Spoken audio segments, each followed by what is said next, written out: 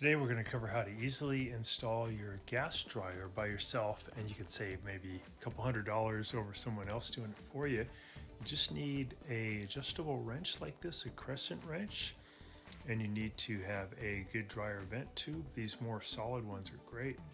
You need some of this foil tape and then a good gas line. We'll put a link in the description below. So I have to remove this little cap here first on the incoming gas line. I have to make sure I have it in the shut-off position so the yellow knob is turned at a right angle, and I'm going to feed on the new gas line. This is a compression fitting, so this part of it does not need the thread tape. It just needs me to get a nice snug tensioning here, not too tight, but just snug. And this one may need some of the Teflon pipe tape, this type of threads shown in the picture here. So we get that nice and tight, and you can do a soap test. You can spray some Windex at the joint once you turn on the gas, and if you see some bubbles, then you know that you have to get a little tighter. So I'm going to plug it in now, and I'll turn on the gas for the dryer and then do that soap test by turning this yellow knob so that the knob is in line with the gas line. And now I'm going to slip on the vent tube, and just take your time here. This part's a little tricky. You got to get this vent tube, is the female side, goes over the male part, which is the dryer side. You have to kind of twist and move around to get it over top of that part of the dryer. And I'm going to leave a little bit of the area exposed so I can put this foil tape, which is metal tape, so it can get really hot. It won't hurt the tape. I'm going to peel off the backing and then get it on there, maybe a couple of turns here to get a nice airtight connection. So dryers put out some carbon monoxide when they run, and you don't want that carbon monoxide to get into the room or into your house. You have to make sure it gets vented to the outside through the dryer vent tube. So you have to make sure you have really good airtight connections where the vent tube connects to the dryer and where the vent tube connects to the wall and then leaves your house, getting the moisture and the carbon monoxide away from your house. So get that on nice and tight. And now I will just climb out from behind the dryer. This is tricky sometimes. Sometimes you don't have a lot of room. And then we'll give it a test.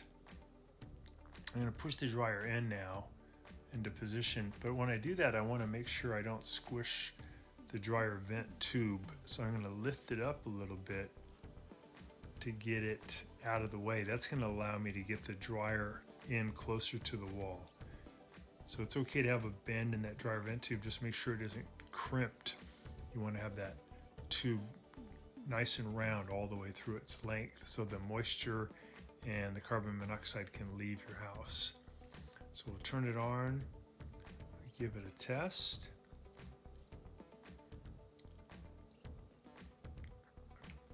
Press start. This one you have to make sure you clean the lint filter. This one was pretty dirty, so I'm going to pull that lint off, and when I put it back and close the door, make sure the door's fully shut, it'll start up. And then I want to go outside and test the airflow. So press start. Now outside, when I put my hand over where the air leaves the dryer, it should feel like a hair dryer, a pretty strong volume of air. If it's a little bit anemic, you might want to use a dryer vent cleaning kit to clean that up. This is some cleaning we can do on the inside of the cabinet. So I'm just going to use my paint scraper to push these clips out of the way. I can pull off this bottom panel, and then I'm going to reach in and use a paintbrush, or you can use a vacuum to get all of this accumulated lint. This is a normal situation with all dryers over time. They just build up lint inside the cabinet. But it is very flammable, and it can sometimes cause a dryer fire or house fire. So it's good to get rid of this stuff. Probably about once a year should be enough.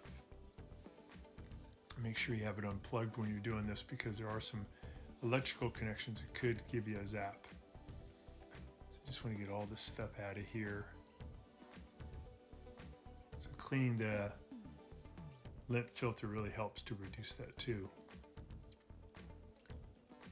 All right, we're going to put this back on. So we're going to feed the panel back onto those bottom clips. There's a couple little holes in the bottom panel. We're going to feed it onto those, and then we'll push the upper part shut, and that'll lock it in, and you are done. When you get a chance, and also click the little bell notification button so we can send you weekly videos on all the different ways of fixing appliances around your home and saving you lots of money. So thanks again for watching, and please also press the like button for our video if this was helpful to you. Feel free to contact me at the email listed below, which is scottthefixitguy@yahoo.com, with any of your questions.